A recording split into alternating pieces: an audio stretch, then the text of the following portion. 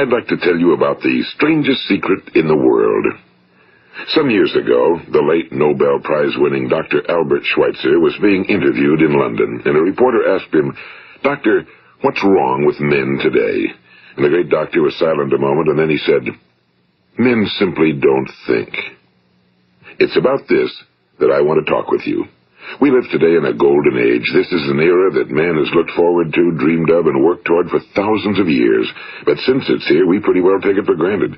We in America are particularly fortunate to live in the richest land that ever existed on the face of the earth, a land of abundant opportunity for everyone. But do you know what happens? Well, let's take 100 men who start even at the age of 25. Do you have any idea what will happen to those men by the time they're 65? These 100 men who all start even at the age of 25 believe they're going to be successful. If you asked any one of these men if he wanted to be a success, he'd tell you he did. And you'd notice that he was eager toward life, that there was a certain sparkle to his eye, an erectness to his carriage, and life seemed like a pretty interesting adventure to him. But by the time they're 65, 1 will be rich. 4 will be financially independent. 5 will still be working. 54 will be broke. Now think a moment. Out of the 100, only 5 make the grade. Now why do so many fail? What has happened to the sparkle that was there when they were 25? What's become of the dreams, the hopes, the plans? And why is there such a large disparity between what these men intended to do and what they actually accomplished? When we say about 5% achieve success, we have to define success. And here's the best definition I've ever been able to find. Success is the progressive realization of a worthy ideal. If a man is working toward a predetermined goal and knows where he's going, that man is a success. If he's not doing that, he's a failure. Success is the progressive realization of a worthy ideal. Rollo May, the distinguished psychiatrist, wrote a wonderful book called Man's Search for Himself. And in this book he says, the opposite of courage in our society is not cowardice. It is conformity. And there you have the trouble today. It's conformity, people acting like everyone else without knowing why, without knowing where they're going. Now think of it. In America right now, there are over 18 million people 65 years of age and older. And most of them are broke. They're dependent on someone else for life's necessities. Now, we learn to read by the time we're 7. We learn to make a living by the time we're 25. Usually by that time, we're not only making a living, we're supporting a family. And yet by the time we're 65, we haven't learned how to become financially independent in the richest land that has ever been known. Why? We conform. And the trouble is that we're acting like the wrong percentage group, the 95 who don't succeed. Now, why do these people conform? Well, they really don't know. These people believe that their lives are shaped by circumstances, by things that happen to them, by exterior forces. They're outer-directed people. A survey was made one time that covered a lot of men, working men, and these men were asked, "Why do you work? Why do you get up in the morning?" 19 out of 20 had no idea. If you ask them, they'll say, well, everyone goes to work in the morning, and that's the reason they do it, because everyone else is doing it. Now let's get back to our definition of success. Who succeeds? The only person who succeeds is the person who is progressively realizing a worthy ideal. He's the person who says, I'm going to become this, and then begins to work toward that goal. I'll tell you who the successful people are. A success is the school teacher who's teaching school because that's what he or she wants to do. The success is the woman who's a wife and mother because she wanted to become a wife and mother and is doing a good job of it. The success is the man who runs the corner gas station because that was his dream. That's what he wanted to do. The success is the successful salesman who wants to become a top-notch salesman and grow and build with his organization. A success is anyone who is doing deliberately a predetermined job because that's what he decided to do deliberately. But only 1 out of 20 does that. That's why today there isn't really any competition unless we make it for ourselves. Instead of competing, all we have to do is create. You know, for 20 years I looked for the key which would determine what would happen to a human being. Was there a key I wanted to know which would make the future a promise that we could foretell to a large extent? Was there a key that would guarantee a person's becoming successful if he only knew about it and knew how to use it? Well, there is such a key, and I've found it.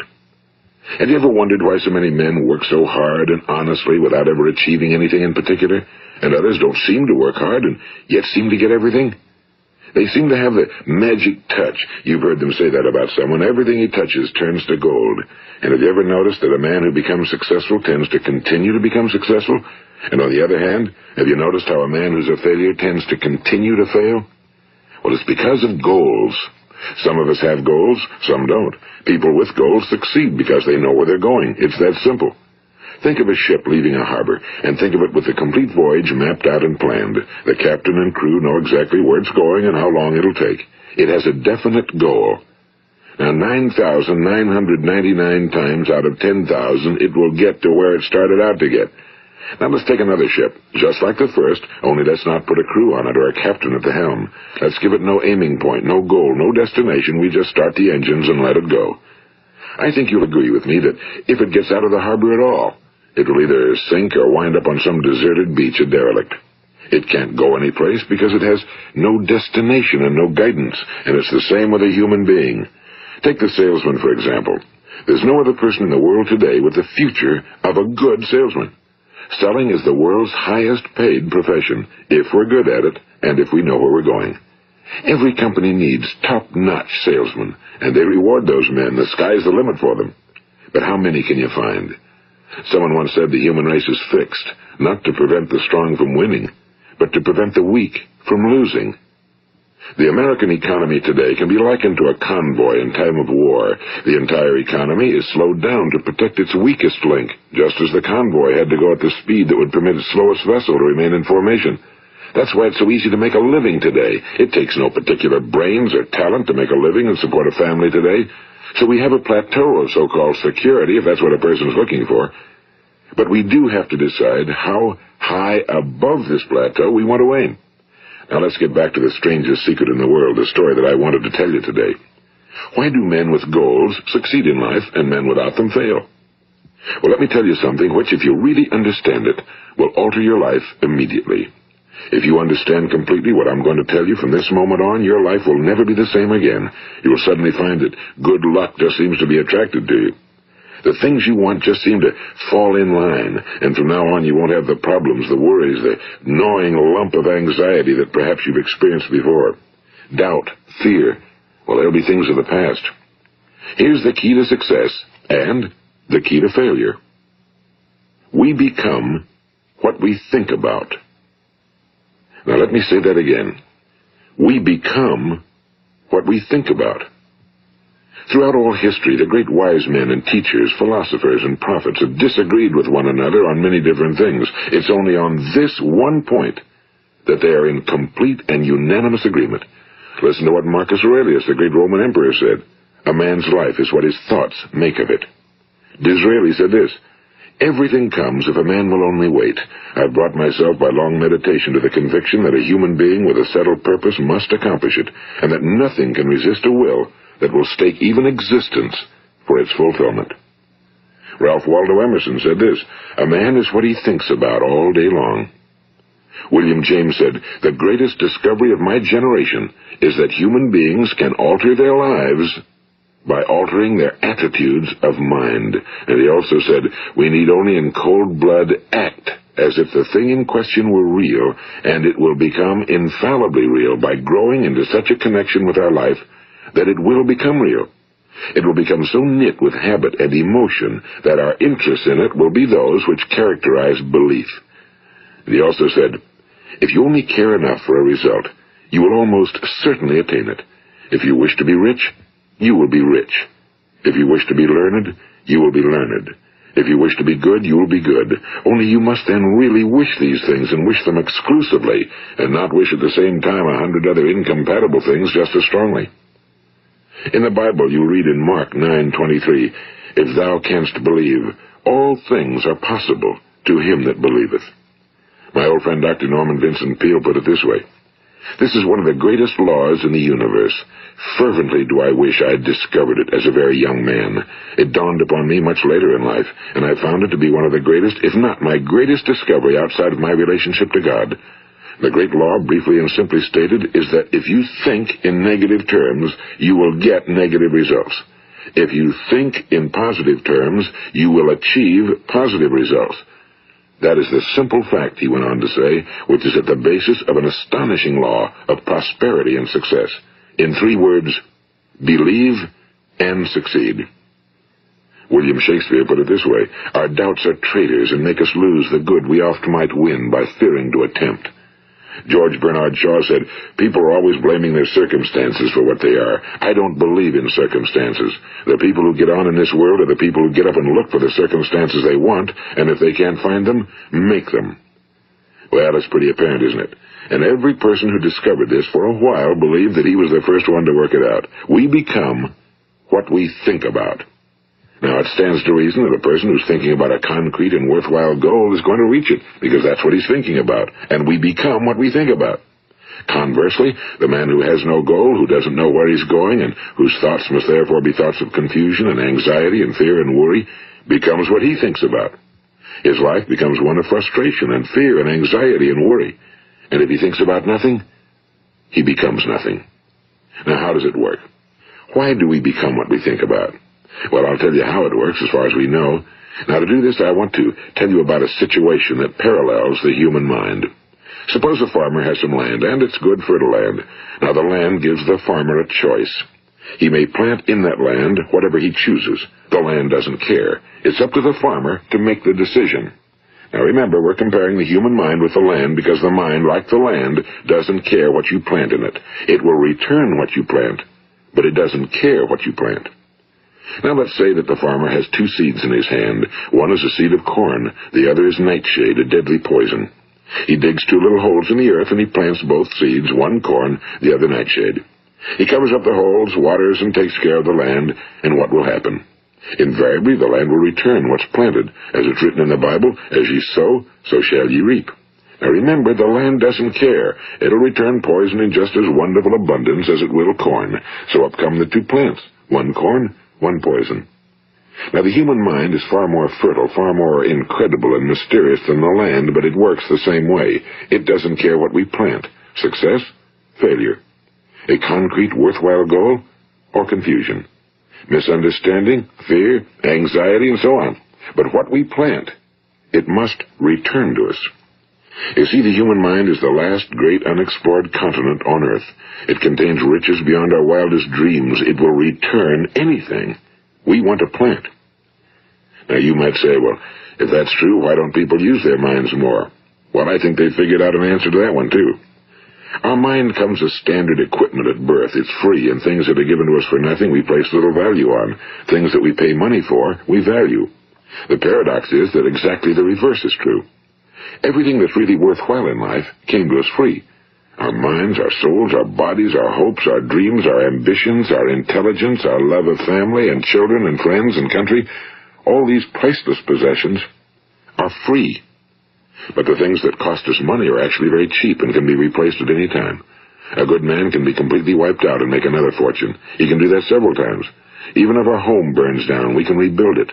But the things we got for nothing, we can never replace. The human mind isn't used because we take it for granted. Familiarity breeds contempt. It can do any kind of job we assign to it, but generally speaking, we use it for little jobs instead of big, important ones. Universities have proved that most of us are operating on about 10% or less of our abilities. So decide now, what is it you want? Plant your goal in your mind. It's the most important decision you'll ever make in your entire life. What is it you want? Do you want to be an outstanding salesman? A better worker at your particular job? Do you want to go places in your company? In your community? Do you want to get rich? All you've got to do is plant that seed in your mind, care for it, work steadily toward your goal, and it will become a reality. It not only will, there's no way that it cannot. You see, that's a law, like the laws of Sir Isaac Newton, the laws of gravity. If you get on top of a building and jump off, you'll always go down. You'll never go up, and it's the same with all the other laws of nature. They always work. They're inflexible. Think about your goal in a relaxed, positive way. Picture yourself in your mind's eye as having already achieved this goal. See yourself doing the things you will be doing when you've reached your goal. Ours has been called the phenobarbital age, the age of ulcers and nervous breakdowns and tranquilizers. At a time when medical research has raised us to a new plateau of good health and longevity, far too many of us worry ourselves into an early grave trying to cope with things in our own little personal ways without learning a few great laws that will take care of everything for us. These things we bring on ourselves through our habitual way of thinking. Every one of us is the sum total of his own thoughts. He is where he is because that's exactly where he really wants to be, whether he'll admit that or not. Each of us must live off the fruit of his thoughts in the future, because what you think today and tomorrow, next month and next year, will mold your life and determine your future. You're guided by your mind.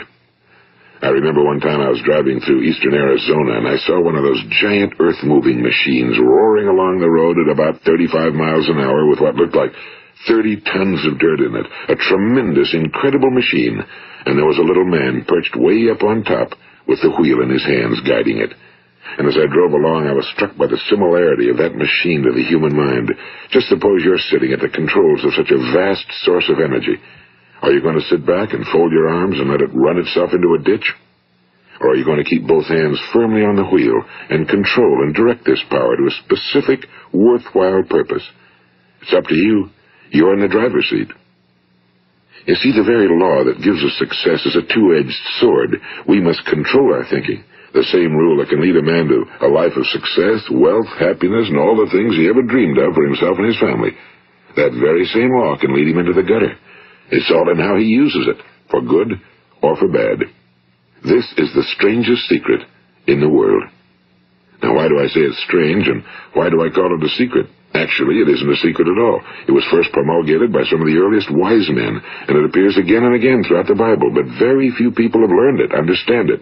That's why it's strange, and why for some equally strange reason it virtually remains a secret.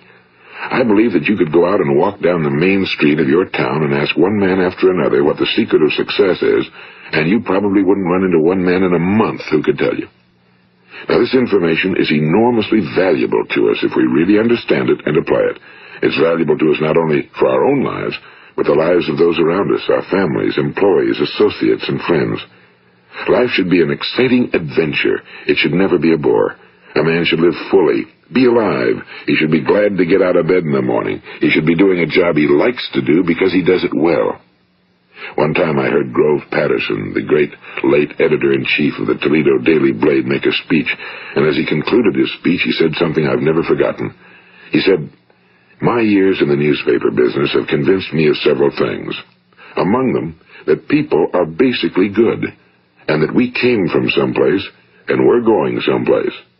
So we should make our time here an exciting adventure. The architect of the universe didn't build a stairway leading nowhere."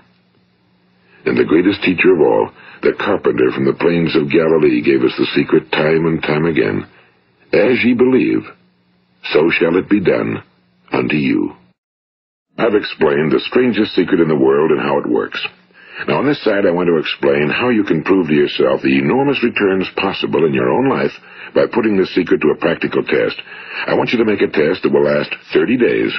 It isn't going to be easy, but if you'll give it a good try, it will completely change your life for the better. Now, back in the 17th century, Sir Isaac Newton, the English mathematician and natural philosopher, gave us some natural laws of physics which apply as much to human beings as they do to the movement of bodies in the universe. And one of these laws is that for every action, there is an equal and opposite reaction. Simply stated, as it applies to you and me, it means we can achieve nothing without paying the price. The results of your 30-day experiment will be in direct proportion to the effort you put forth. To be a doctor, you must pay the price of long years of difficult study. To be successful in selling, and remember that each of us succeeds to the extent of his ability to sell. Selling our families on our ideas, selling education in schools, selling our children on the advantages of living the good and honest life, selling our associates and employees on the importance of being exceptional people. To, of course, the profession of selling itself. But to be successful in selling our way to the good life, we must be willing to pay the price. Now, what is that price? Well, it's many things. First, it's understanding emotionally, as well as intellectually, that we literally become what we think about, that we must control our thoughts if we're to control our lives. It's understanding fully that as ye sow, so shall ye reap. Second, it's cutting away all fetters from the mind and permitting it to soar as it was divinely designed to do. It's the realization that your limitations are self-imposed and that the opportunities for you today are enormous beyond belief. It's rising above narrow-minded pettiness and prejudice. And third, it's using all your courage to force yourself to think positively on your own problem, to set a definite and clearly defined goal for yourself, to let your marvelous mind think about your goal from all possible angles, to let your imagination speculate freely upon many different possible solutions, to refuse to believe that there are any circumstances sufficiently strong to defeat you in the accomplishment of your purpose, to act promptly and decisively when your course is clear, and to keep constantly aware of the fact that you are, at this moment, standing in the middle of your own acres of diamonds, as Russell Conwell used to point out. And fourth, save at least 10% of every dollar you earn. It's also remembering that no matter what your present job, it has enormous possibilities, if you're willing to pay the price. Now let's just go over the important points in the price each of us must pay to achieve the wonderful life that can be ours. It is, of course, worth any price. 1. You will become what you think about. 2. Remember the word imagination and let your mind begin to soar. 3. Courage. Concentrate on your goal every day. 4. Save 10% of what you earn. And 5. Action. Ideas are worthless unless we act on them.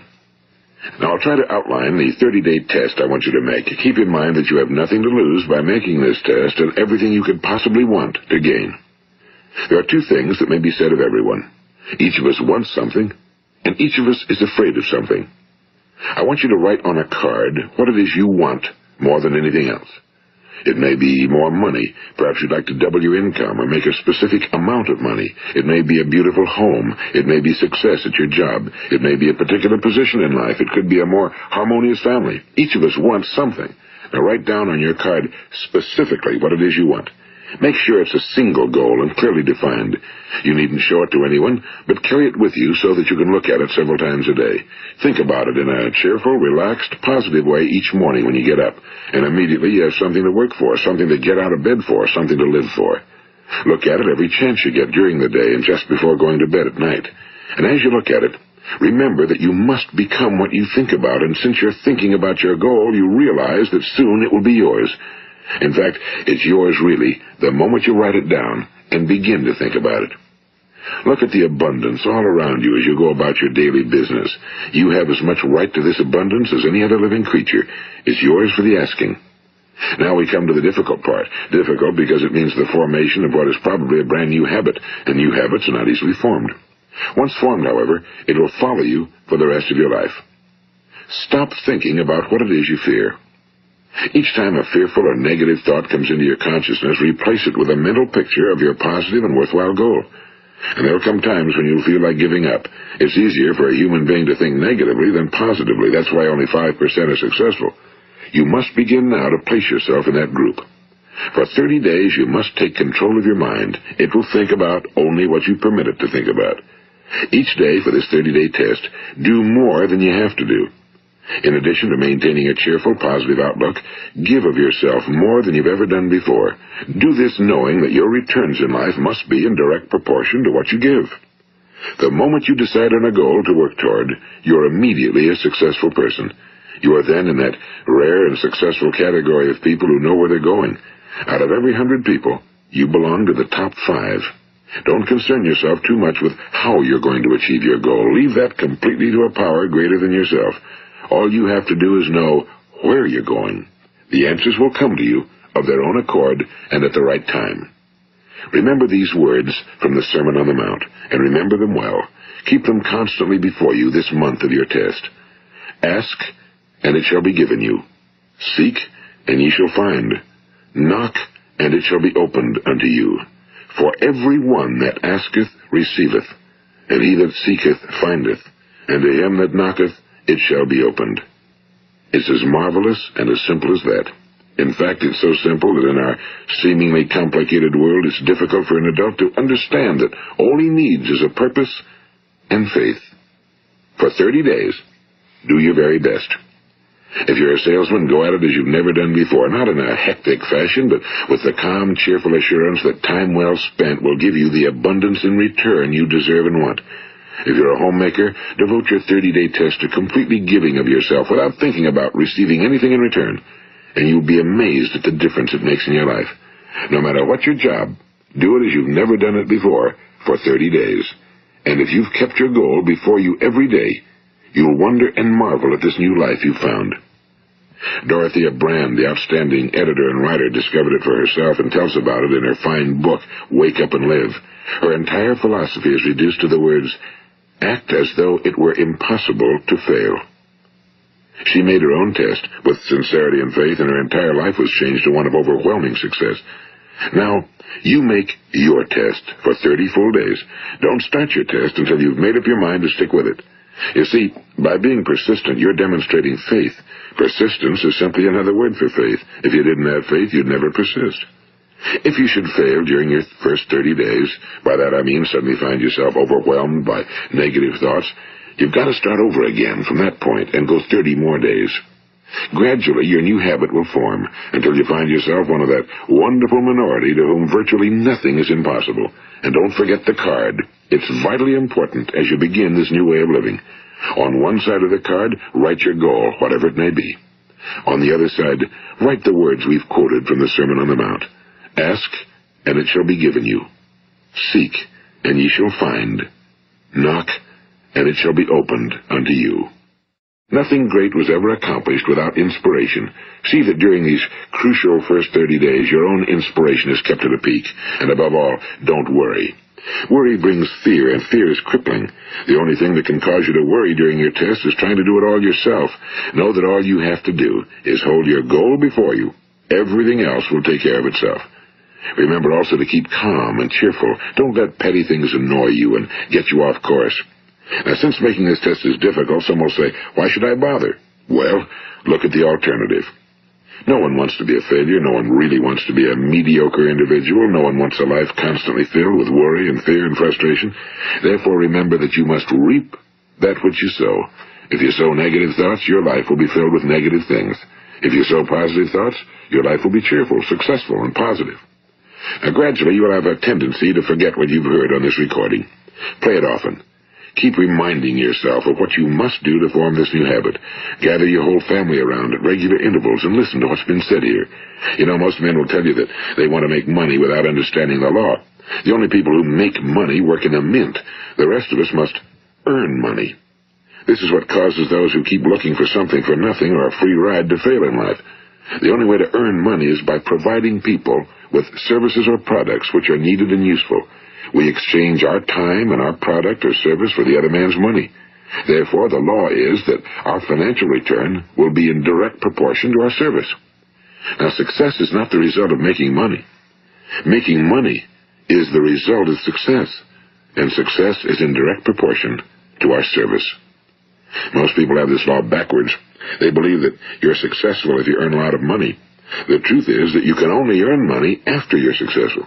It's like the story of the man who sat in front of the stove and said to it, "Give me heat, and then I'll add the wood." How many men and women do you know, or do you suppose there are today, who take the same attitude toward life? There are millions. We've got to put the fuel in before we can expect heat. Likewise, we've got to be of service first before we can expect money. Don't concern yourself with the money. Be of service. Build, work, dream, create. Do this, and you'll find there's no limit to the prosperity and abundance that will come to you. Prosperity, you know, is founded upon a law of mutual exchange. Any person who contributes to prosperity must prosper in turn himself. Sometimes the return will not come from those you serve, but it must come to you from someplace, because that's the law. For every action, there is an equal and opposite reaction. As you go daily through your 30-day test period, remember that your success will always be measured by the quality and quantity of service you render, and money is a yardstick for measuring this service. No man can get rich himself unless he enriches others. Now, there are no exceptions to a law. You can drive down any street in America and from your car estimate the service that's being rendered by the people living on that street. Had you ever thought of this yardstick before? It's interesting. Some, like ministers and priests and other devoted people, measure their returns in the realm of the spiritual, but again, their returns are equal to their service.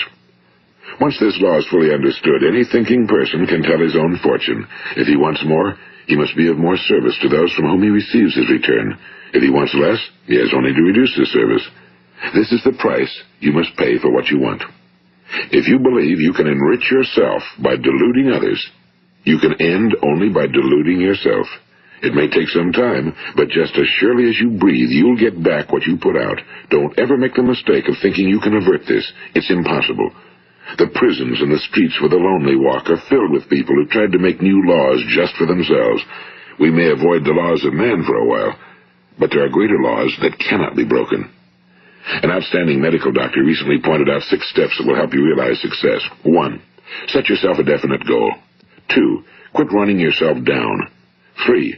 Stop thinking of all the reasons why you cannot be successful and instead think of all the reasons why you can.